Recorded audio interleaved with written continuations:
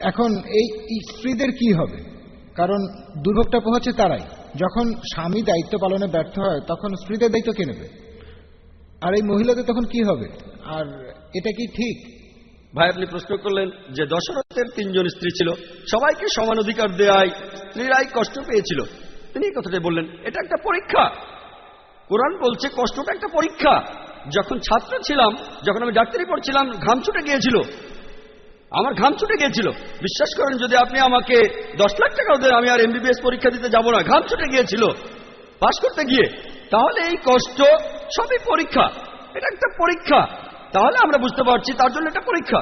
যদি সেই মহিলা ভালো স্ত্রীর মতো আচরণ করে আর ঈশ্বরের নির্দেশগুলো মেনে চলে, স্ত্রীর কর্তব্যগুলো পালন করে, তার স্বামী যদি দায়িত্ব পালন না করে, মহিলা পরীক্ষায় পাশ করবে আর স্বামী এই পরীক্ষা ফেল করতে পারে, তাহলে ভাই এই জীবনটা একটা ক্ষুদ্র অংশ। গড়ে একজন মানুষ 50 বছর পর্যন্ত বাঁচে, অথবা 40 বছর, কেউ 20 বছরে মারা যায়, আবার কেউ 80 বছরে। মানুষের এই গড় আয়ু 40 থেকে 60 বছর, কিন্তু পরকালের তুলনায় এই জীবন 0.00000 খুবই ক্ষুদ্র একটা অংশ। যদি আপনাকে বলি যে পরকালের তুলনায় ক্ষুদ্র এই ছোট্ট জীবনটাতে আপনাকে কষ্ট দেব, পরকালে আপনি যা চান তাই পাবেন, আপনি বলবেন কোনো সমস্যা নেই, আমাকে কি করতে হবে, আমাকে কষ্ট দেন, পরকালে আমি যা যাবো তাই পাবো। তাহলে বুদ্ধিমান লোক বলবে এই কষ্ট, এই বিপদে কোনো সমস্যা নেই। পরীক্ষার আগের রাতে যেমন আমাদের ঘাম ছুটে যায়, তখন আমাদের ঘুমও হয় না। কেন? কারণ আমরা পরীক্ষায় পাশ করতে চাই। একইভাবে যদি কোনো স্ত্রী বিভিন্ন রকমের কষ্ট সহ্য করে, সেটা যাই হোক, সে যদি কোরআনে লেখা ঈশ্বরের নির্দেশ মানে, তাহলে সে বেহেশতে যাবে। যদি স্বামী কর্তব্য পালন না করে, সে বেহেশতে যাবে না, কর্তব্য করলে বেহেশতে যাবে। আশা করি উত্তরটা পেয়েছেন। এবারের প্রশ্ন ডান দিক থেকে। আমি আবারও প্রশ্ন করতে এসেছি। কিছু লোক, ধর্মীয় কিছু লোক ঈশ্বরকে একটা নাম দিয়ে ডাকে। কিছু লোক বলে অলৌকিক শক্তি, আর বৈজ্ঞানিকরা বলে কসমিক এনার্জি, আর প্যারাসাইকোলজিস্টরা বলে একটা সুপার কনসেন্স। তাহলে এই প্যারাসাইকোলজি দিয়েই প্রমাণ করা যায় যে একজন ঈশ্বর আছেন। ভাই, আপনার প্রশ্নটা কি আবার বলবেন? হ্যাঁ, মানুষ ঈশ্বরকে ডাকে তার জ্ঞান আর বোধের স্তর থেকে। ঠিক, কেউ হয়তো বলে সুপার কনসেন্স, কেউ আর বলে সুপার পাওয়ার, যিনি সবচেয়ে শক্তিশালী। আর বিজ্ঞানীরা এটাকে বলে কসমিক এনার্জি, যে এনার্জিটা সৃষ্টির আগে থেকেই ছিল, এটাই বিশ্ব ব্রহ্মাণ্ড তৈরি করে। এই কথাগুলো বিজ্ঞানীরাই বলেছেন। অবশ্য কিছু লোক বলে যে এটা পরে বানানো হয়েছে। এই ধর্মটা বানিয়েছিলেন রোমান সম্রাট কনস্ট্যান্টাইন। সেটা ছিল 325 সালে নাইসিয়া কনফারেন্সে, সেখানে এটা বানানো হয়েছিল। আর সেখানে বলা হয়েছিল ঈশ্বর 7ম দিন বিশ্রাম নিলেন। আমি সেই ধর্মের নামটা বলতে চাচ্ছি না। এখন সেই কসমিক এনার্জি যদি বিশ্রাম নেয়, তাহলে অল্প সময়ের মধ্যেই বিশ্বজগৎ ধ্বংস হয়ে যাবে।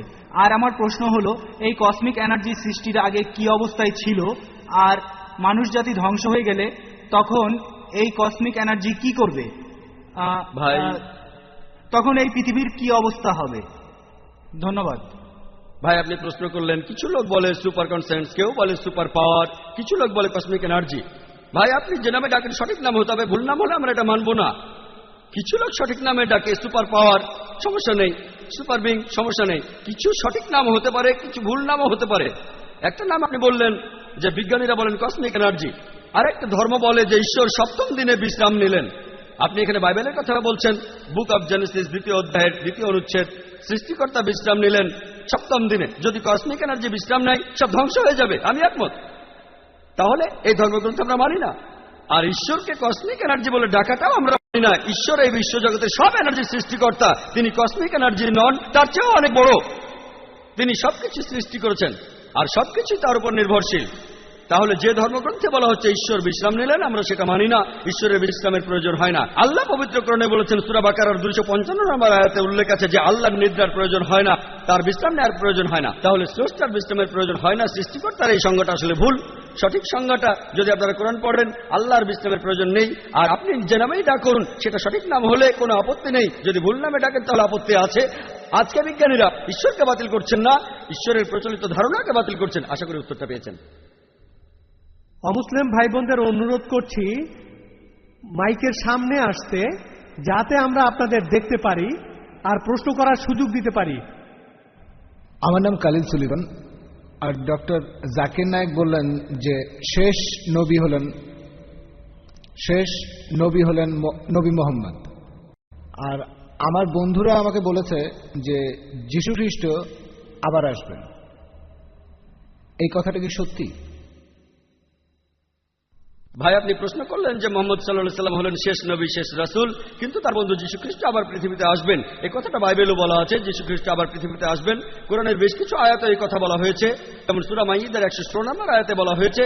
আর সব মিলিয়ে 70টি সহিহ হাদিস আছে যেখানে বলা আছে যীশু খ্রিস্ট আবার ফিরে আসবেন। কিন্তু যে কারণে যীশু খ্রিস্ট আবার পৃথিবীতে আসবেন সেটা হলো খ্রিস্টান ধর্মের যীশু খ্রিস্ট তিনি ঈশ্বরের একমাত্র প্রেরিত দূত, যাকে তার অনুসারীরা ভুল করে ঈশ্বর বলে মানে। আর কোন নবী নেই যাকে তার অনুসারীরা ঈশ্বর বলে ভুল করেছে। কিন্তু খ্রিস্টানরা তাদের বেশিরভাগই তারা ভুল করে মনে করে যে যীশু খ্রিস্ট নিজেকে ঈশ্বর দাবি করেছেন, আর এই কারণে আল্লাহ সুবহানাহু ওয়া তাআলা তাকে আবার জীবিত করবেন।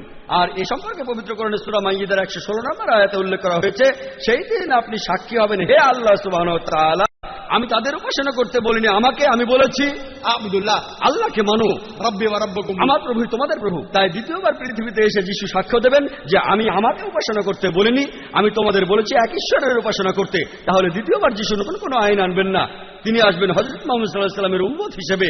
তিনিও এই আইন মেনে চলবেন, কোরআনের আইন আর সহিহ হাদিস। তিনি আমাদের নতুন কিছু শেখাবেন না। তিনি পৃথিবীতে এসে সাক্ষ্য দেবেন খ্রিস্টানদের সামনে, আমি নিজেকে ঈশ্বর দাবি করিনি, এখন তোমার কোরআন আর সহিহ হাদিস মেনে চলবে। আপনি বললেন যে শেষ নবী হলেন নবী মোহাম্মদ, আর তারপর যীশু আবার হ্যাঁ ঠিক, দ্বিতীয়বার তিনি নতুন নির্দেশ আনবেন না। রাসূল মানে যিনি কিছু নির্দেশ পান, তিনি দ্বিতীয়বার রাসূল হিসেবে আসবেন না।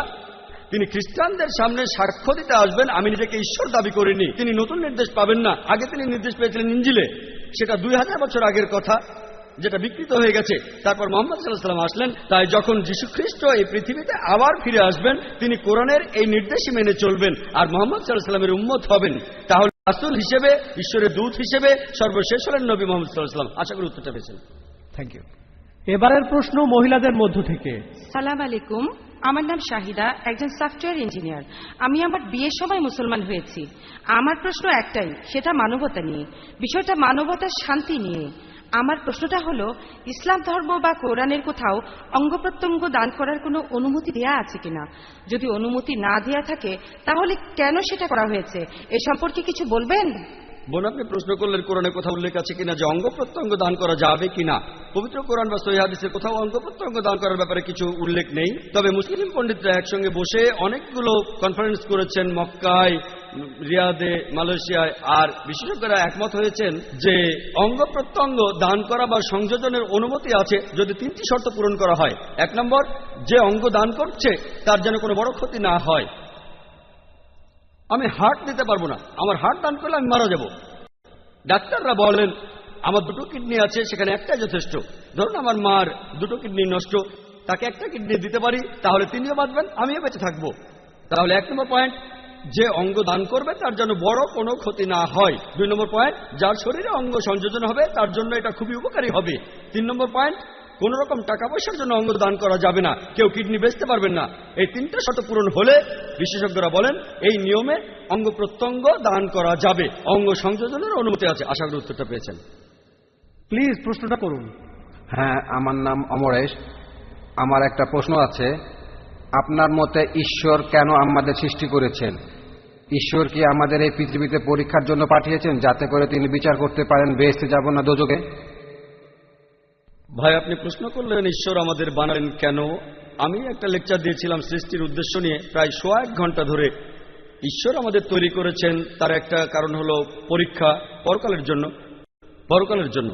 পবিত্র কোরআনে সূরা মুলকের 2 নম্বর আয়াতে উল্লেখ করা আছে, আল্লাযী খালাকাল মাউতা ওয়াল হায়াতা, তিনি সৃষ্টি করেছেন মৃত্যু আর জীবন তোমাদের পরীক্ষার জন্য, তোমাদের মধ্যে কে উত্তম। আর এছাড়াও তার এই সৃষ্টির বিশেষত্ব হলো তিনি মানুষ তৈরি করেছেন যার নিজের ইচ্ছা আছে। আমরা মহান ঈশ্বরকে মানতে পারি অথবা অবাধ্যও হতে পারি, আমাদের নিজস্ব কিছু ইচ্ছা আছে। আর আমরা এই পৃথিবীতে আসার আগে সৃষ্টিকর্তা প্রশ্ন করেছিলেন তোমাদের মধ্যে কে মানুষ হয়ে জন্মাতে চাও, আর আমরা মানুষ হয়ে জন্মাতে চেয়েছিলাম।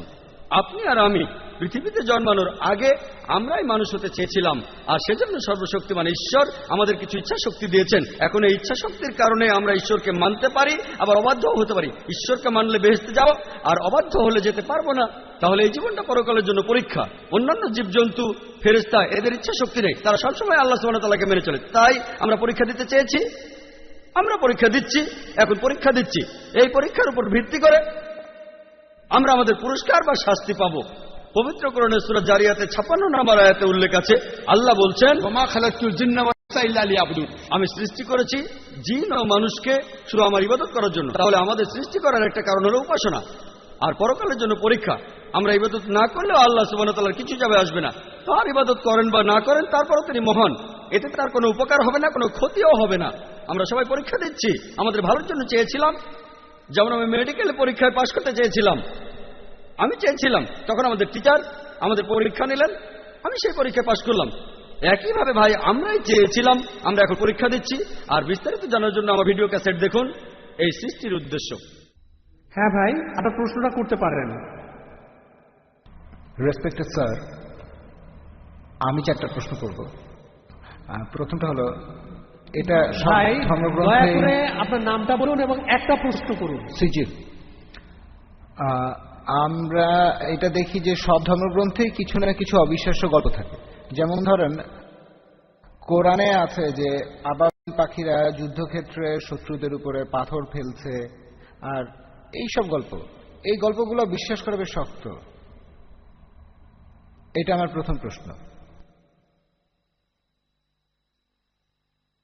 ভাই আপনি প্রশ্ন করলেন কোরআনের কিছু কথা, যেন পাখি উপর থেকে পাথর ফেলছে, সূরা ফিলের কথা। সূরা ফিলের 1 থেকে 5 নম্বর আয়াত। এরকম আরো অনেক আয়াত আছে। কোরআন বলছে শাক্কুল কামার, নবীজি মুহাম্মদ সাল্লাল্লাহু আলাইহি ওয়াসাল্লাম চাঁদকে 2 ভাগ করেছিলেন, মুসা আলাইহিস সালাম সাগরকে 2 ভাগ করেছিলেন। এগুলো কঠিন কাজ, হ্যাঁ, এগুলোকে বলে অলৌকিক। অলৌকিক কাজ হলো সেগুলো যেগুলোর কোনো ব্যাখ্যা মানুষ দিতে পারে না। মানুষের পক্ষে চাঁদকে 2 ভাগ করে ফেলা এটা অসম্ভব। আবার কোন মানুষ সাগরকে 2 ভাগ করে ফেলবে, তার মধ্যে রাস্তা থাকবে, এটাও অসম্ভব। তাহলে এগুলোকে বলা হয় অলৌকিক। শুধুমাত্র ঈশ্বরই এটা পারেন, আপনি আমি পারবো না। আমরা এই কাজের ব্যাখ্যা দিতে পারবো না। আমরা শুধু একটা উপায় এটা প্রমাণ করতে পারি, যদি সেই সময়ে ফিরে যায়। এখানে বর্তমান থেকে আমরা অতীতে যেতে পারবো না। 3000 বা 4000 বছর আগে গিয়ে আমরা দেখতে পারবো না মুসা আলাইহিস সালাম সাগরকে ভাগ করেছিলেন কিনা। তাহলে কি করব? এই অলৌকিকগুলো আমরা অতীতে গিয়ে পরীক্ষা করতে পারছি না। কিন্তু পবিত্র কোরআনে এমন অনেক কথাই আছে যেগুলো এখন সত্যি প্রমাণিত হয়েছে। যেমন ধরুন, কোরআনে বলছে বিজ্ঞান নিয়ে কথা, বিগ ব্যাং সম্পর্কে। কোরআন বলছে চাঁদের আলো তার নিজস্ব আলো নয়। কোরআন বলছে পৃথিবী বর্তুলাকার। কোরআন বলছে সূর্য প্রদক্ষিণ করে। 1400 বছর আগে মানুষ ভাবতো এগুলো কোন ধরনের কথা? চাঁদের নিজের কোনো আলো নেই, পৃথিবী বর্তুলাকার, এগুলো কি সত্যি? এগুলো বিগ ব্যাং এর কথা। এখন বিজ্ঞান অনেক উন্নত হয়েছে, এখন আমরা জানি সবই সত্যি। তবে অতীতে কি হয়েছে জানার জন্য অতীতে যেতে পারবো না। আমার যুক্তি বলে কোরআনে যে কথাগুলো আছে, কিছু পরীক্ষা করা যায়, কিছু পরীক্ষা করা যাবে না। আমরা অতীতে যেতে পারবো না, তাহলে এই ব্যাপারগুলো কিছুটা অপরিষ্কার। আমরা বর্তমানে যেগুলো পরীক্ষা করতে পারি, সেই কথাগুলোর মধ্যে যা কিছু পরীক্ষা করতে পারি, ধরেন 80% চেক করতে পারি।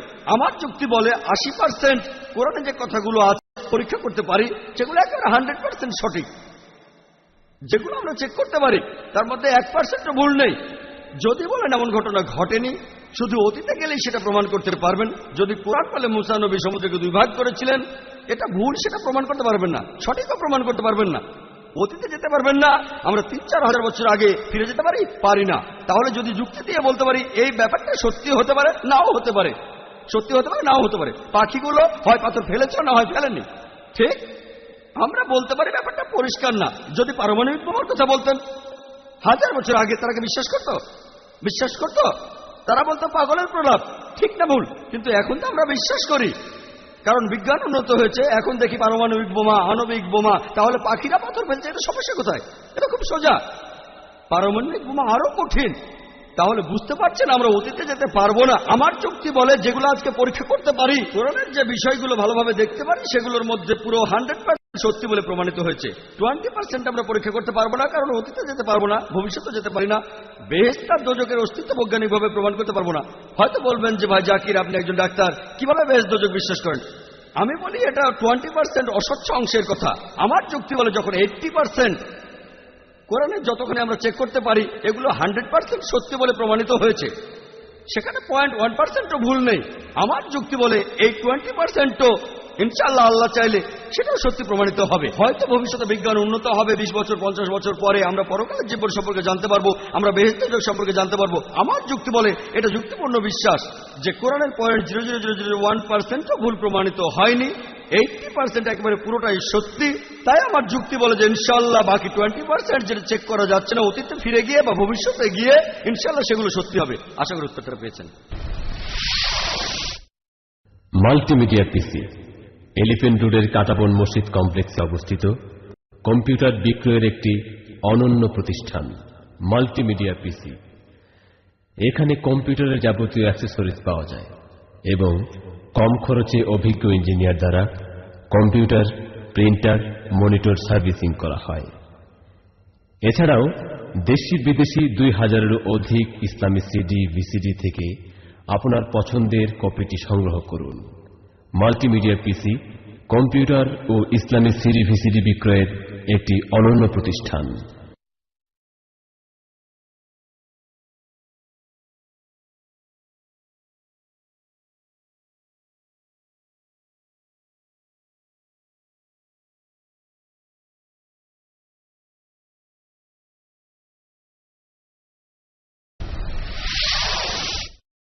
এর পরের প্রশ্ন পুরুষদের মধ্য থেকে। হ্যালো, আমার নাম অশোক, আমি ইকোনমিক্স নিয়ে এমএ পড়ছি। স্যার, আমার প্রশ্নটা হলো, বর্তমান প্রেক্ষাপটে বলা যায় আমরা খুব খারাপ সময় পার করছি। আমরা সবাই শান্তি চাই, হোক জাতিগত শান্তি বা হোক ধর্মীয় শান্তি, অথবা সে যাই হোক, আমাদের আসলে শান্তি আর মানবতার প্রয়োজন। এই ধর্মের কারণেই কি পৃথিবীতে আমরা আজ এত বেশি সমস্যা দেখছি? এই ধর্মের কারণেই কি পৃথিবীতে এত বেশি যুদ্ধ আর অরাজকতা চলছে? এটা বাদেও অন্য সমস্যা আছে। আর এই ধর্ম দিয়েই কি পৃথিবীর সব সমস্যার সমাধান করা যায়? আর ধর্ম দিয়েই কি ইথিওপিয়া দুর্ভিক্ষের সমাধান করা যায়? শিশুরা না খেয়ে মারা যাচ্ছে, ধর্মই কি সবকিছুর সমাধান? ধর্ম দিয়েই কি পৃথিবীর এই সব সমস্যার সমাধান করা যাবে? এই ধর্ম দিয়েই কি আমাদের সব সমস্যাগুলোর সমাধান করা যাবে? আমার মনে হয় অন্য কোনো সমাধান আছে। ভাই, খুব সুন্দর প্রশ্ন করেছেন। পৃথিবীতে এখন অনেক সমস্যা, ধর্মই কি এসবে সমাধান দেবে? ইথিওপিয়াতে অনেক মানুষ মারা যাচ্ছে, ধর্ম কি এটা সমাধান? ভাই, সত্যের ধর্মটাই এখানে সমাধান। আল্লাহ পবিত্র কোরআনে বলছেন, সূরা আল ইমরানের 19 নম্বর আয়াতে উল্লেখ আছে, ইসলাম, একমাত্র গ্রহণযোগ্য দিন হলো আল্লাহর কাছে নিজের ইচ্ছাকে সমর্পণ করা। যদি সে সব লোক আল্লাহর কাছে আত্মসমর্পণ করত, তাহলে ইথিওপিয়ায় কোনো সমস্যাই হতো না। আল্লাহ পবিত্র কোরআনে বলছেন, আর সহিহ হাদিসেও আছে, ইসলামের তৃতীয় স্তম্ভ হলো প্রত্যেক ধনী লোক যাদের সঞ্চয় নিসাবের তুলনায় অতিরিক্ত 85 গ্রাম স্বর্ণ, তাদের সঞ্চয়ের 2.5% দান করে দেবে।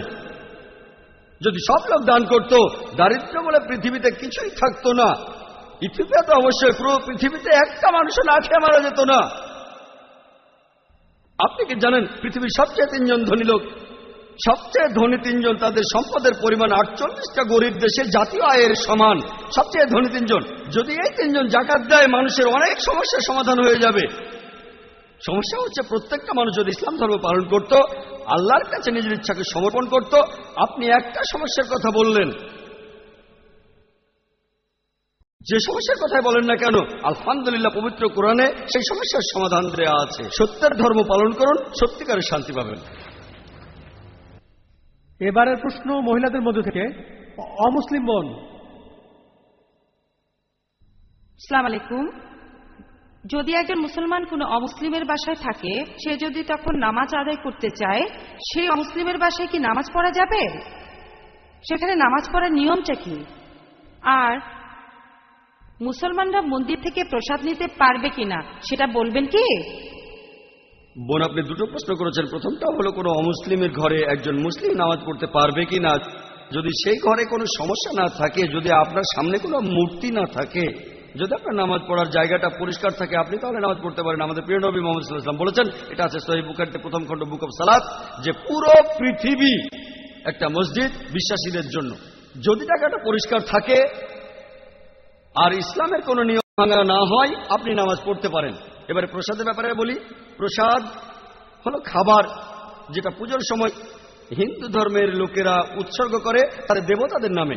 আল্লাহ পবিত্র কোরআনে সব মিলে 4টা আয়াতে বলেছেন। সূরা বাকারার 173 নম্বর আয়াতে আছে, সূরা মাইদার 3 নম্বর আয়াতে উল্লেখ আছে, সূরা আনামের 145 নম্বর আয়াতে আছে, আর সূরা নাহলের 115 নম্বর আয়াতে উল্লেখ আছে, حرمت عليكم الميتة والدم ولحم الخنزير وما أهل لغير الله به। তোমাদের জন্য যে খাদ্যগুলো হারাম, মৃত জন্তু, রক্ত, শূকরের মাংস এবং যেটা জবাই করার সময় আল্লাহ ছাড়া অন্য কারো নাম নেওয়া হয়।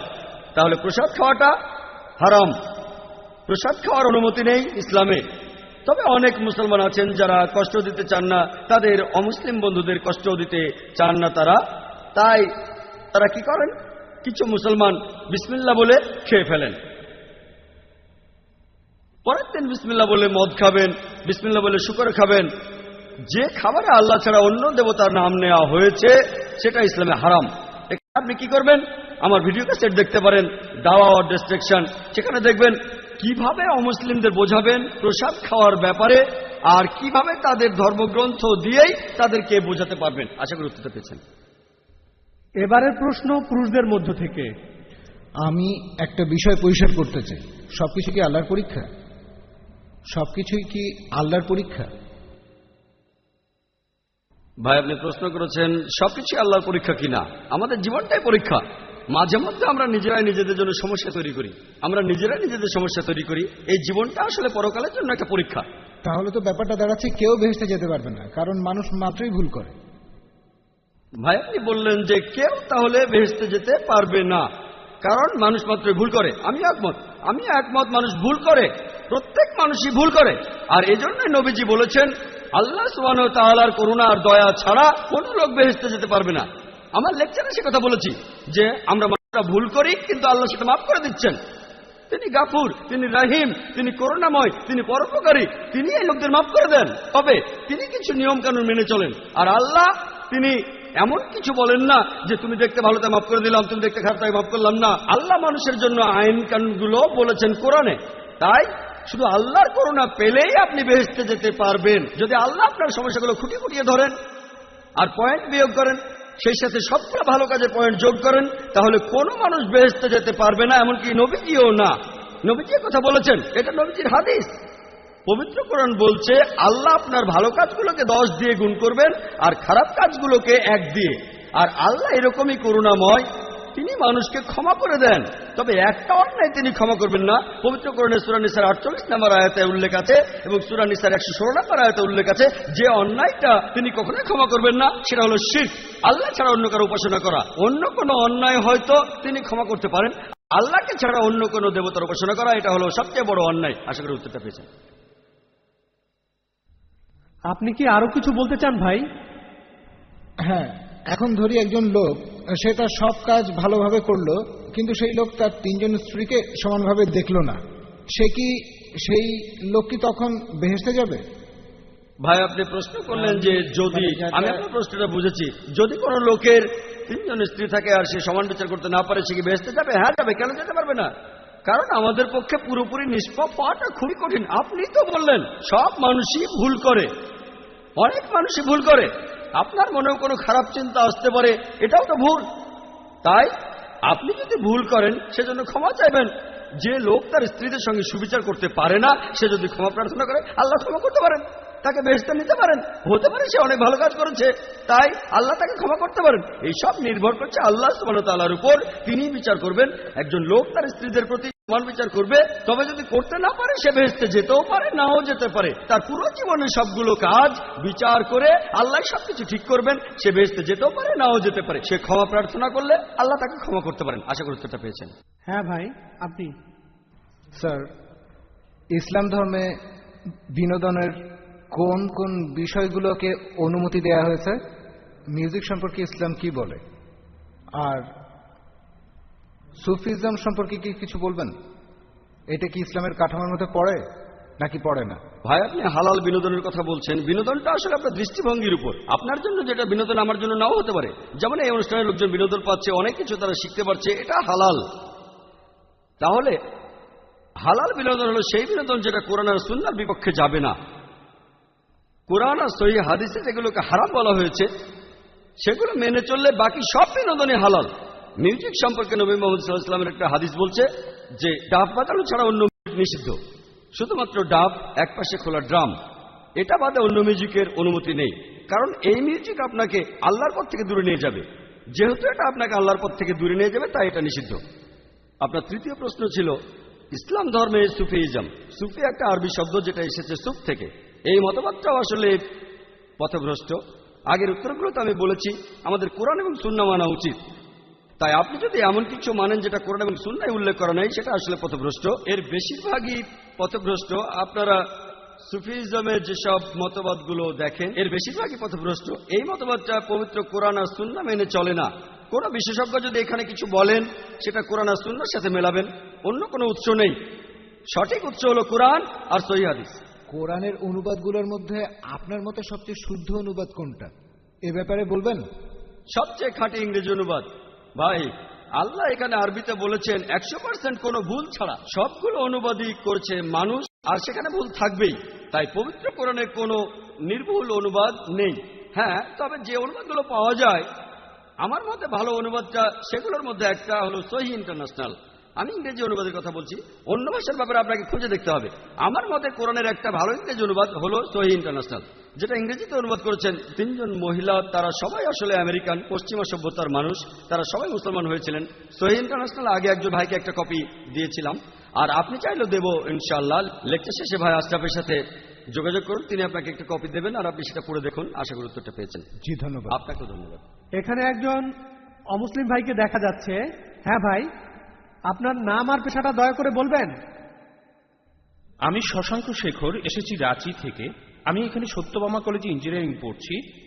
স্যার, আজকের অনুষ্ঠানে আপনার লেকচার শোনার পর ইসলাম ধর্ম আর মুসলমানদের সম্পর্কে আমাদের ভুল ধারণা দূর হয়ে গেছে।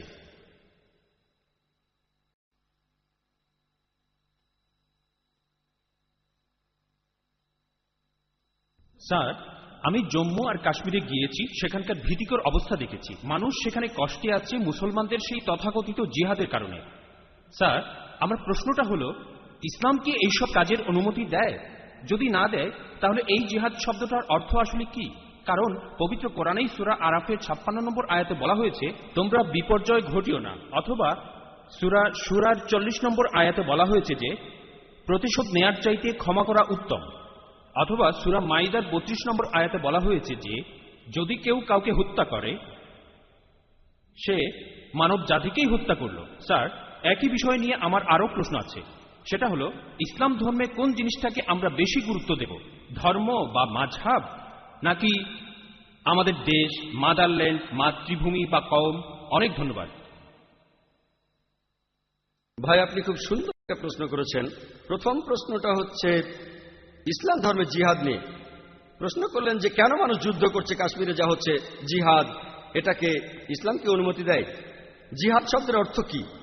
এটা কি কোরআনে সূরা মাইদার 32 নম্বর আয়াতের বিরুদ্ধে যায় না? ভাই, এই জিহাদ সম্পর্কে বলি, এ ব্যাপারে ভুল ধারণা শুধু অমুসলিমদের মধ্যে নেই, মুসলমানদের মধ্যেও রয়েছে। বেশিরভাগ মানুষই এমনটা ভাবে যে কোনো মুসলিম যদি কোনো যুদ্ধ করে, যে কোনো যুদ্ধ হতে পারে নিজের সুবিধার জন্য, হতে পারে পলিটিক্সের জন্য, হোক সেটা ভাষার জন্য, হোক বর্ণের জন্য, সেটাই হলো জিহাদ। মুসলমানদের যুদ্ধ করাটাকে জিহাদ বলা হয় না। জিহাদ শব্দটা এসেছে আরবি শব্দ জাহাদা থেকে, তার মানে চেষ্টা করা, তার মানে পরিশ্রম করা। জিহাদ মানে সংগ্রাম, কোনো কিছুর জন্য চেষ্টা বা পরিশ্রম করা। ইসলামিক অভিধান অনুযায়ী জিহাদ অর্থ কারো অসৎ প্রবৃত্তির বিরুদ্ধে সর্বশক্তি দিয়ে লড়াই করা। এছাড়াও জিহাদ মানে সমাজের উন্নতির জন্য চেষ্টা করা। এছাড়াও জিহাদ শব্দটা যে যুদ্ধক্ষেত্রে আত্মরক্ষাকেও বোঝানো হয়ে থাকে। জিহাদের অর্থ অন্যায় অত্যাচারের বিরুদ্ধে লড়াই করা। জিহাদের মূল অর্থ চেষ্টা বা পরিশ্রম করা। অনেক মানুষের ভুল ধারণা আছে যে জিহাদ মানে পবিত্র যুদ্ধ। তারা জিহাদের অনুবাদ করে পবিত্র যুদ্ধ। পবিত্র যুদ্ধ বলে যে আরবি শব্দটা আছে সেটা হারবুম মুকাদ্দাসা। যদি আপনারা কোরআন পড়েন, কোরআনের কোথাও পাবেন না, একটা আয়াত নেই, অথবা নবীজি সাল্লাল্লাহু আলাইহি সাল্লামের সহিহ হাদিসেও কোনো জায়গায় হারবুম মুকাদ্দাসার কথা বলা নেই। এই শব্দটা কোরআন বা হাদিসে নেই। জিহাদ শব্দটার অনুবাদ কোনোভাবেই পবিত্র যুদ্ধ নয়। ঐতিহাসিকরা এই পবিত্র যুদ্ধ শব্দটা প্রথম ব্যবহার করেছিল খ্রিস্টানদের ক্রুসেডকে বোঝানোর জন্য, যারা খ্রিস্টান ধর্ম প্রচার করেছে আর হাজার হাজার মানুষ হত্যা করেছে। দুর্ভাগ্যজনকভাবে বেশিরভাগ লোক, এমনকি তথাকথিত মুসলমান পণ্ডিতগণও জিহাদের অনুবাদ করে পবিত্র যুদ্ধ। এটা ভুল অনুবাদ। জিহাদ শব্দটার অর্থ চেষ্টা বা পরিশ্রম করা। অনেক সময় এই চেষ্টাটা যুদ্ধক্ষেত্রে হতে পারে, সেই যুদ্ধটাও হবে আল্লাহ সুবহানাহু ওয়া তাআলার পথে, সেটা কিতাল ফি সাবিলিল্লাহ। একটা প্রশ্ন করা হয়, ইসলামে কেন যুদ্ধ আর হত্যার অনুমতি দেওয়া হয়েছে? ইসলামের অনেক সমালোচক আছেন যারা বলেন ইসলাম খুব নিষ্ঠুর একটা ধর্ম, ইসলাম সবসময় বলে অমুসলিম কাউকে দেখলে তাকে মেরে ফেলো। অনেকেই বলেন, ইন্ডিয়াতে এরকম একজন আছেন অরুণ সুরি, তিনি একটা বই লিখেছেন দ্য ওয়ার্ল্ড অফ ফতোয়া। তিনি সূরা তাওবার 5 নম্বর আয়াতের উদ্ধৃতি দিয়ে বলেছেন যে কোরআন বলছে কোন কাফিরকে যেখানেই পাবে, ব্র্যাকেটে হিন্দু, তাদেরকে হত্যা করবে। যদি আপনি পবিত্র কোরআনের সূরা তাওবার 5 নম্বর আয়াতটা দেখেন, সেখানে বলা হয়েছে কাফিরদের যেখানে পাবে হত্যা করবে। তবে এই উদ্ধৃতিটার প্রসঙ্গের কথা এখানে বলা নেই। যদি আপনারা এই আয়াতটার আগের আয়াতগুলো পড়েন, সেখানে একটা শান্তি চুক্তির কথা বলা হয়েছে, মক্কার মুশরিকদের সাথে মুসলিমদের একটা শান্তি চুক্তি।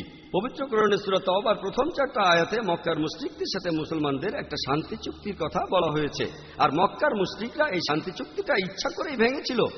এরপর আল্লাহ তাআলা 5 নম্বর আয়াতটা নাজিল করলেন মুশরিকদের সম্পর্কে। সেই আয়াতে আল্লাহ মুসলিমদের বললেন সবকিছু 4 মাসের মধ্যে ঠিক করে ফেলো, না হলে যুদ্ধ ঘোষণা করো।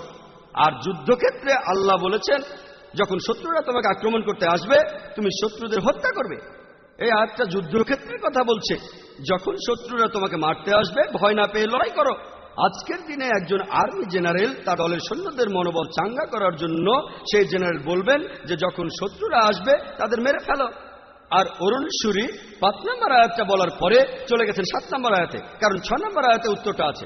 পবিত্র কোরআনের সূরা তাওবার 6 নম্বর আয়াতে উল্লেখ করা হয়েছে, যদি কোনো কাফির তোমার কাছে আশ্রয় প্রার্থনা করে, যদি তারা শান্তি চায়, তাহলে তোমরা তাদের নিরাপদ স্থানে পৌঁছে দেবে।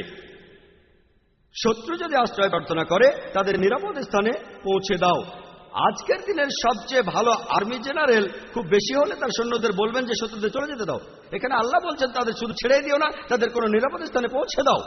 যখনই কোরআনে যুদ্ধের প্রসঙ্গে কথা থাকে, আরেকটা হলো সূরা আনফালের 60 নম্বর আয়াতে উল্লেখ আছে, তোমাদের শক্তি ও অশ্ববাহিনী প্রস্তুত রাখো আর শত্রুদের আক্রমণ করো। পরের আয়াতে বলছে কিন্তু শত্রুরা যদি সন্ধি করতে চায়, তুমিও সন্ধি করো। তাহলে যে আয়াতগুলোতে যুদ্ধের কথা বলা হয়েছে, তার পরের আয়াতে বলছে যদি তারা শান্তি চায়, শান্তিই ভালো। এখন আরেকটা প্রশ্ন, সূরা মাইদার 32 নম্বর আয়াতে কি বলছে, বা সূরা নিসার 40 নম্বর আয়াতে কি বলছে, যে যদি কোনো মানুষকে হত্যা করা হয় তাহলে সে যেন পুরো মানুষ জাতিকে হত্যা করলো। এটাই হলো ইসলামের আসল কথা। যদি কেউ কোনো মানুষকে হত্যা করে, হোক সে মুসলিম বা অমুসলিম, যদি সেটা হত্যা বা ধ্বংসাত্মক কাজের অপরাধে না হয়, যদি দুর্নীতির অপরাধে না হয়, তাহলে সে যেন পুরো মানুষ জাতিকেই হত্যা করলো। আর কেউ যদি কোনো মানুষকে বাঁচায়, তাহলে সে যেন পুরো মানুষ জাতিকে বাঁচালো। এখন আপনারা যদি গীতা পড়েন, ভগবদ গীতার 2য় অধ্যায়ের 50 অনুচ্ছেদে আছে, বলা হয়েছে শ্রীকৃষ্ণ এখানে অর্জুনকে জিহাদ করতে বলেছেন। চেষ্টা, যদি আপনারা পড়েন মহাভারত, মহাভারতের হাজার হাজার অনুচ্ছেদে যুদ্ধের কথা রয়েছে, হাজার হাজার অনুচ্ছেদে। কোরআনে যত যুদ্ধের কথা আছে তার চেয়ে অনেক বেশি। মহাভারত একটা ধর্মগ্রন্থ, আপনারা হয়তো জানেন। এখানে রাজ্য নিয়ে একটা যুদ্ধের গল্প রয়েছে পাণ্ডব আর কৌরবদের মধ্যে। পাণ্ডবদের 5 ভাই আর কৌরবের 100 ভাই, যুদ্ধ। আর ভগবদ গীতা হল মহাভারতের অংশ। 18টা অধ্যায় কৃষ্ণের কথা। প্রভু তিনি উপদেশ দিচ্ছেন অর্জুনকে। অর্জুন বলছে, এটা আছে ভগবদ গীতার 1 নম্বর অধ্যায় 42 থেকে 46 অনুচ্ছেদে, আমি আমার আত্মীয়দের সাথে যুদ্ধ না করে নিরস্ত্র অবস্থায় এই যুদ্ধক্ষেত্রে মরে যাব। কিভাবে জ্ঞাতি ভাইদের সাথে যুদ্ধ করব? কৌরবরা আমার জ্ঞাতি ভাই, যুদ্ধ না করে আমি বরং যুদ্ধক্ষেত্রে নিরস্ত্র অবস্থায় মরে যাব। ঠিক তখনই শ্রীকৃষ্ণ জানেন তিনি কি বলেছিলেন? 2য় অধ্যায় 2 আর 3 অনুচ্ছেদে আছে, তোমার মনে এমন অশুদ্ধ চিন্তা এলো কিভাবে? এটা একটা পাপ। তুমি এতটা দুর্বল হলে কিভাবে? তোমার হৃদয় দুর্বল হলো কিভাবে? শ্রীকৃষ্ণ নিজেই বলেছেন যে অর্জুনের চিন্তাটা ঠিক নয়, এটা অশুদ্ধ চিন্তা, এটা একটা পাপ। এটা করলে তুমি স্বর্গে যেতে পারবে না, তুমি বেহেশতে যেতে পারবে না। এরপরে ভগবদ্গীতার 2য় অধ্যায়ের 31 থেকে 33 অনুচ্ছেদে আছে, শ্রীকৃষ্ণ তিনি বলেছেন, তিনি অর্জুনকে বলেছেন যে ক্ষত্রিয়দের দায়িত্ব হলো যুদ্ধ করা। যদি যুদ্ধ না করো তাহলে স্বর্গে যেতে পারবে না, আর যুদ্ধ না করলে তুমি একটা পাপ করবে। যদি ভালো করে দেখেন ভগবদ গীতায় শ্রীকৃষ্ণ বলছেন যে তোমাকে যুদ্ধ করতে হবে। চিন্তা করেন, আমি যদি ভগবদ গীতার এই উদ্ধৃতি দিয়ে বলি যে শ্রীকৃষ্ণ বলছেন অর্জুনকে তোমার আত্মীয় স্বজন যে যুদ্ধ করে হত্যা করতে হবে, কোন প্রসঙ্গ ছাড়া উদ্ধৃতি দিলে সেটা হবে শয়তানি। আর প্রসঙ্গটা বললে শ্রীকৃষ্ণ অর্জুনকে বলছেন যদি তোমাকে লড়তে হয় মিথ্যার বিরুদ্ধে, সত্যের জন্য, তুমি যে কারো বিরুদ্ধে যুদ্ধ করো, এমনকি সে যদি আত্মীয় হয়। প্রসঙ্গটা বললে অনুচ্ছেদটা যুক্তি আছে। যখন ন্যায় বিচারের জন্য যুদ্ধ করছেন, যদি সেটা আত্মীয় স্বজনের বিরুদ্ধে যায় তাতে কোনো সমস্যা নেই। ভগবদ্গীতা আর মহাভারতে এই কথাটাই বলা হয়েছে, সত্যের পক্ষে আর মিথ্যার বিরুদ্ধে যুদ্ধ। যখনই আমি কোনো হিন্দুকে মহাভারত আর গীতার কথা বলবো, সে তো এটা জানে। সে বলবে না, মহাভারত আর গীতায় সত্যের সাথে মিথ্যার যুদ্ধের কথা বলা হয়েছে, আর ঠিক এরকম কথাই আছে পবিত্র কোরআনে। তাহলে মহাভারত আর গীতার উদ্ধৃতিগুলো শুনলে আপনি কোরআনকেও বুঝতে পারবেন। এছাড়াও অনেক লোক বলে ও কোরআনে জিহাদের কথা বলছে, আপনি জিহাদ করতে গিয়ে মারা গেলে বেহেশতে যাবেন। অনেকে আছেন, তাদের একজন অরুণ সুরি বলছেন, তিনি সহিহ বুখারী থেকে হাদিসের উদ্ধৃতিও দিয়েছেন। 4 নম্বর খণ্ড, বুক অব জিহাদ, 2 নম্বর অধ্যায়ের 46 নম্বর হাদিস বলা হয়েছে, একজন মুজাহিদ হলো সেই লোক যে আল্লাহ সুবহানাহু ওয়া তাআলার পথে চেষ্টা করে, আর আল্লাহ নিজেই জানেন কে চেষ্টা করছে। এরপরে নবীজি বলেছেন, যদি কোনো মুজাহিদ যুদ্ধক্ষেত্রে মারা যায়, সে জান্নাতে যাবে, সে পরকালে বেহেশতে যাবে। কিন্তু যদি সে ফিরে আসে, মারা না যায়, সে ফিরে আসবে গনিমতের মাল নিয়ে। এই হাদিসটা আর কোরআনের বিভিন্ন আয়াতের কথা বলছেন ইসলামের সমালোচকরা। আমি ভাবি হিন্দু সমালোচকরা এই উদ্ধৃতিটা দেয় কিভাবে? তারা কি ভগবদ্গীতা পড়েনি? তারা কি মহাভারত পড়েনি? এমনকি শ্রীকৃষ্ণ তিনি ভগবদ্গীতায় বলেছেন, 2য় অধ্যায়ের 37 অনুচ্ছেদে আছে, হে অর্জুন, হে কুন্তির পুত্র, যুদ্ধের প্রস্তুতি নাও, যদি যুদ্ধে মারাও যাও কোনো সমস্যা নেই, স্বর্গে চলে যাবে। আর যদি তুমি জয়লাভ করে ফিরে আসো, তাহলে তুমি এই পৃথিবীর ধন সম্পদগুলো পাবে। হাদিসে একই কথা আছে। তাহলে কৃষ্ণ যখন অর্জুনকে বলছে যুদ্ধ করো, সমস্যা নেই, যদি মারা যাও স্বর্গে চলে যাবে, যদি যুদ্ধে জিতে ফিরে আসো তুমি অনেক ধন সম্পদ পাবে। সহিহ বুখারীও একই কথা বলছে, কোরআনেও একই কথা আছে। তাহলে ধর্মগ্রন্থগুলো পড়লে আমরা একে অন্যকে ভালোভাবে বুঝতে পারবো। তাহলে ইসলামে যুদ্ধের অনুমতি আছে শেষ উপায় হিসেবে, আত্মরক্ষার জন্য, আর অত্যাচারের বিরুদ্ধে, না হলে নয়। আর জিহাদ অর্থ চেষ্টা বা পরিশ্রম করা। এবার আপনার দ্বিতীয় প্রশ্নে আসি, কোনটা বেশি ইম্পর্টেন্ট? এখানে বেশি ইম্পর্টেন্ট কি দেশের আইন কানুন মেনে চলা, নাকি মাযহাব বা দ্বীনকে মানা? যেন আমাকে প্রশ্ন করছেন, আমার উপর কার দাবি আগে, আমার বাবার দাবি আগে না মায়ের দাবি আগে? ভাই, দেশের আইন আর ধর্মের আইন মানার ব্যাপারে একটা কথা বলি, আল্লাহকে মানার ব্যাপারে বলি। মহান ঈশ্বর আমাদের সৃষ্টিকর্তা, তিনি আমাদের চাইতে অনেক উপরে। ঈশ্বরের আইন মেনে চলাটা আমাদের কাছে সবচেয়ে ইম্পর্টেন্ট, অন্য যে কোনো আইনের চাইতে। সে আইনটা যেই লিখুক না কেন, যেই লিখুক না কেন।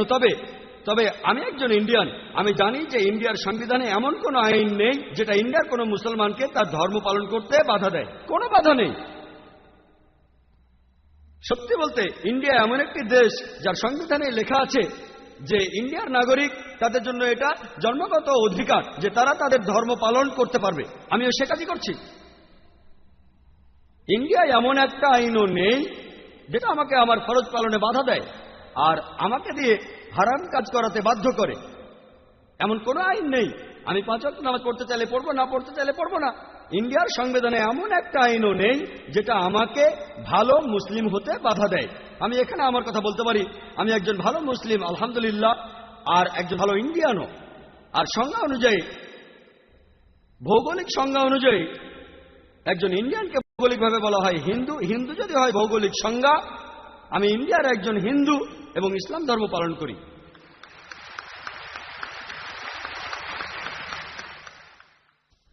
হ্যাঁ ভাই, আপনার প্রশ্নটা করেন।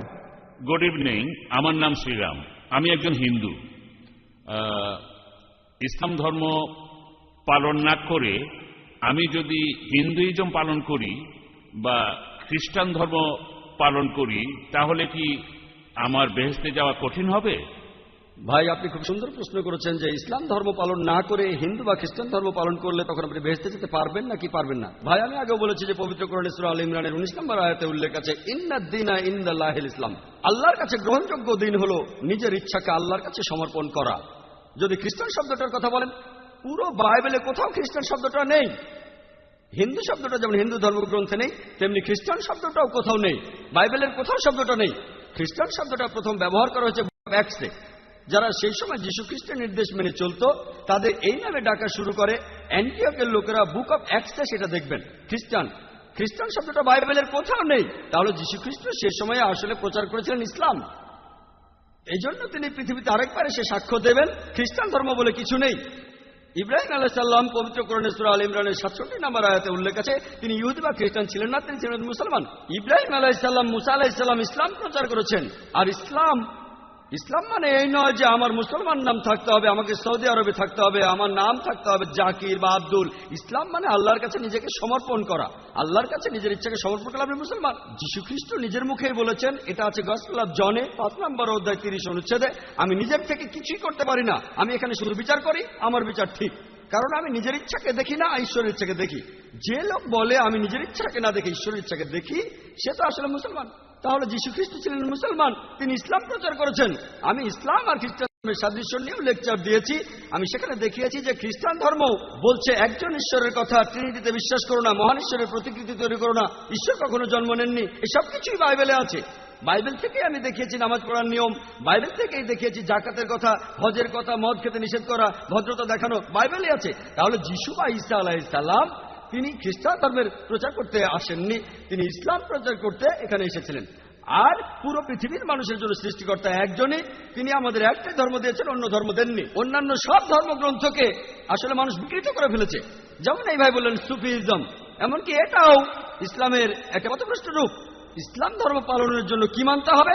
পবিত্র কোরআন আর সহিহ হাদিস। আর প্রত্যেক নবী রাসূল প্রচার করেছেন শুধু ইসলাম। যদি ধর্মগ্রন্থগুলোর কথা দিয়ে যিশুকে অনুসরণ করেন, যিশু কখনোই বলেননি আমার উপাসনা করো, নিজেকে কখনো ঈশ্বর বলেননি।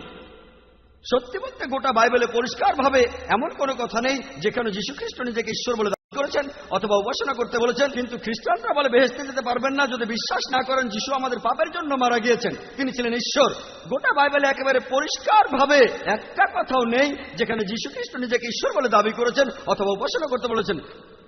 যদি কোনো খ্রিস্টান বাইবেলে এমন একটা কথা দেখাতে পারেন যে যীশু খ্রিস্ট নিজের মুখে বলেছেন যে আমি ঈশ্বর, আমার উপাসনা করো, আমি আজকেই খ্রিস্টান ধর্ম গ্রহণ করব। আর যীশু খ্রিস্ট বাইবেলে বলেছেন, এটা আছে গসপেল অফ জনে 14 অধ্যায়ের 28 অনুচ্ছেদে, যে আমার পিতা আমার চেয়ে বড়। গসপেল অফ জন 10 অধ্যায়ের 29 অনুচ্ছেদে, আমার পিতা সবার চেয়ে বড়। গসপেল অফ ম্যাথিউ 12 অধ্যায়ের 28 অনুচ্ছেদে, আমি ঈশ্বরের আত্মার সাহায্যে শয়তানকে তাড়িয়ে দেই। গসপেল অফ লুক 11 অধ্যায়ের 20 অনুচ্ছেদে, আমি ঈশ্বরের আঙ্গুলের সাহায্যে শয়তানকে তাড়িয়ে দিই। গসপেল অফ জন 5 অধ্যায়ের 30 অনুচ্ছেদে, আমি নিজের থেকে কিছুই করতে পারি না, আমি এখানে বিচার করি আর আমার বিচার সঠিক হয়, কারণ আমি আমার ইচ্ছাটাকে দেখি না, আমার পিতার ইচ্ছাকে দেখি। তিনি ঈশ্বরের কাছে নিজেকে সমর্পণ করেছেন, অর্থাৎ মুসলমান। এটা আছে বুক অব অ্যাক্টসে 2 নম্বর অধ্যায়ের 22 অনুচ্ছেদে, যে হে ইসরায়েলবাসী, কথাটা শোনো, নাজারেথ শহরের যিশু যে ঈশ্বরের একজন প্রেরিত দূত, তোমাদের মধ্যে ঈশ্বর টাকা দিয়ে অনেক অলৌকিক কাজ করাবেন, তোমরাও সাক্ষী থাকবে যে ঈশ্বরের একজন প্রেরিত দূত তোমাদের মধ্যে ঈশ্বর টাকা দিয়ে অনেক অলৌকিক কাজ করাবেন, তোমরাও সাক্ষী থাকবে। আপনারা যদি বলেন খ্রিস্টান মানে যারা যীশু খ্রিস্টের নির্দেশগুলি পালন করে চলে, তাহলে আমি বলবো মুসলমানরা খ্রিস্টানদের চেয়ে অনেক বেশি খ্রিস্টান। বাইবেল বলছে শুকর মাংস খাবে না, বাইবেল বলছে মহিলারা তাদের মাথা ঢেকে রাখবে। এটা আছে 1 করিন্থিয়ান্সে 11 অধ্যায়ের 5 থেকে 7 অনুচ্ছেদে, যে মহিলা মাথা ঢেকে রাখবে না তার মাথা কামিয়ে ফেলা হবে। তাহলে ভাই, আল্লাহর সকল নবী রাসূলগণ শুধু ইসলামকে প্রচার করেছেন। ইসলাম মানে আল্লাহর কাছে নিজের ইচ্ছাকে সমর্পণ করা। যদি আল্লাহর কাছে নিজের ইচ্ছাকে সমর্পণ করতে পারেন, বেহেশতে যাবেন, যদি না করতে পারেন যেতে পারবেন না। আশা করি উত্তরটা পেয়েছেন। এটাই আমাদের শেষ প্রশ্ন। কোনো অমুসলিম ভাই কি আছেন? হ্যাঁ, প্রশ্নটা করেন।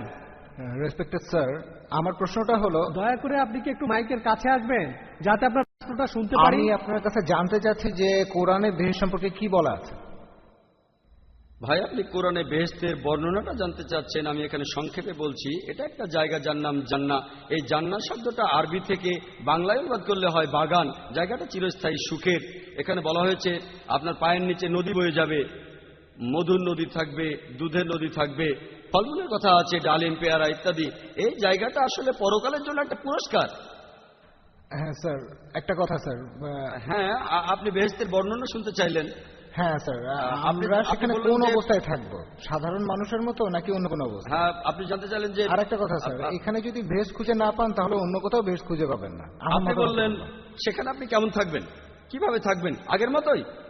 ভাই, এখানে আমাদের অনেক কিছু প্রয়োজন, সেখানে সব আলাদা। আমরা এই অবস্থায় থাকবো না, সেখানে আমরা অন্য অবস্থায় থাকবো। তবে কিভাবে থাকবো আল্লাহ জানেন, তবে আলাদা।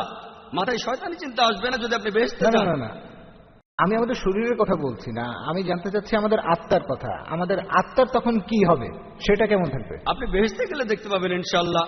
আসুন প্রার্থনা করে তাহলে আপনি আমাকে এমন একটা জায়গার কথা বলছেন যেটা কোনো বর্ণনা দিতে পারছেন। সরি, আপনি এমন জায়গার কথা বলছেন যেটা কোনো বর্ণনা নেই। ভাই আপনি বললেন বেহেশতের বর্ণনা শুনতে চান, আমি বর্ণনা শুরু করলাম, তখন বললেন জায়গাটা না, আমাদের সেখানে কি হবে, আমাদের কি হবে, আমাদের দাড়ি থাকবে কিনা, আমরা থাকবো কিনা, আমাদের আত্মা সেখানে থাকবে।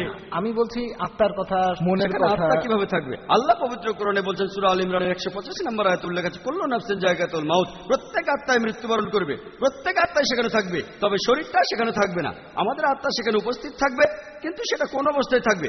যেমন 80 বছরের একজন বৃদ্ধা মহিলা কোন অবস্থায় জীবিত হবেন, বৃদ্ধ না যুবতী, আল্লাহ মালুম, তবে আলাদা কিছু হবে। আমি আমাদের শরীরের কথা বলছি না, আমি বলছি আত্মার কথা। আত্মা থাকবে। আত্মাই যদি সবকিছুর জন্য দায়ী হয়, তাহলে আমাদের কাজকর্মের জন্য আত্মাই কথা। ঠিক বলেছেন ভাই। তাহলে আমি যদি বেহেশতে যাই, তখন ভাববো যে আল্লাহ আমাকে 70টা হুর পরিয়ে দেবেন, তখন আমার মনে হতে পারে যে বেহেশতে চেয়েও ভালো জায়গা আছে। মানে বেহেশতে যাওয়ার পর সবকিছু কিভাবে শেষ হবে? মানুষের তো আসলে চাওয়া পাওয়ার শেষ নেই। মানে সেখানে আমাদের আত্মাটা কি অবস্থায় থাকবে? আমার আত্মা তখন কি একই অবস্থায় থাকবে? এই কথাটাই বলছিলাম ভাই, যে কিভাবে নিশ্চিত হবেন। আমি আপনাদের বলেছি যে এই বই যদি বইটা পরীক্ষা করি, যদি আমরা পরীক্ষা করে দেখি এই বইয়ের 80% একেবারে প্রমাণিত, আর 20% হচ্ছে সাধারণ মানুষের জানার বাইরে। তাই একজন যুক্তিবাদী মানুষ হিসেবে আর ডাক্তার হিসেবে বলি, আমার যুক্তি বলে যার 80% একেবারে প্রমাণিত আর 20% সাধারণ মানুষের কাছে অস্পষ্ট। আসলে সত্যি বলতে কি, যে কোনো ধর্মগ্রন্থকেই অযৌক্তিক বলাটা খুব কঠিন, কারণ আপনি নিজেই দেখবেন। ভাইয়া আপনি বলছেন এটা খুব কঠিন, আপনি আমার ভিডিও ক্যাসেট দেখতে পারেন, আমার ক্যাসেটটা শুনতে পারেন। আমি শিকাগোতে ডক্টর উইলিয়াম ক্যাম্বেলের সাথে একটা বিতর্ক অনুষ্ঠান করেছিলাম, যার বিষয় ছিল Quran and Bible in the light of science. দেখবেন আমি চাইলে অনেক ধর্মগ্রন্থ বাতিল করতে পারি, আজকে আমার কাজ বাতিল করা নয়, আমাদের সাদৃশ্যগুলো দেখা। আমি চাইলে হিন্দুইজমের সাথে ইসলামের পার্থক্য নিয়ে কথা বলতে পারি, আমি হিন্দুইজমের বৈজ্ঞানিক ভুল নিয়ে কথা বলতে পারি, বাইবেল কেউ, সেটা আমার কাজ না। আমি এখানে যা করলাম ইসলাম আর হিন্দুইজমের সাদৃশ্য নিয়ে কথা বললাম। আমি যে কথাগুলো বলেছি সেগুলো আসলে বেদের বিভিন্ন প্রমাণিত সত্য, আমি এখানে সেগুলো উদ্ধৃতি দিয়েছি। আপনার পছন্দ হলে মেনে চলুন, পছন্দ না হলে সেটা আপনার ব্যাপার। তাহলে বেদও বলছে স্বর্গের কথা, নরকের কথা, মানে বেহেশত আর দোজখ। যদি পছন্দ হয় মেনে চলুন, পছন্দ না হলে সেটা দরকার নেই। আমরা কিয়ামতের দিন দেখবো কে ঠিক। আপনাদের সবাইকে অনেক ধন্যবাদ, জাযাকাল্লাহ খায়ের। আমি এখন অনুরোধ করব ভাই আব্দুর রহিম গ্রিনকে কিছু বলার জন্য। ভাই গ্রিন। আজকে ডক্টর জাকির নায়েকের এই বক্তৃতা শুনতে আসার জন্য আমি চেন্নাইয়ের লোকজনকে অসংখ্য ধন্যবাদ জানাচ্ছি।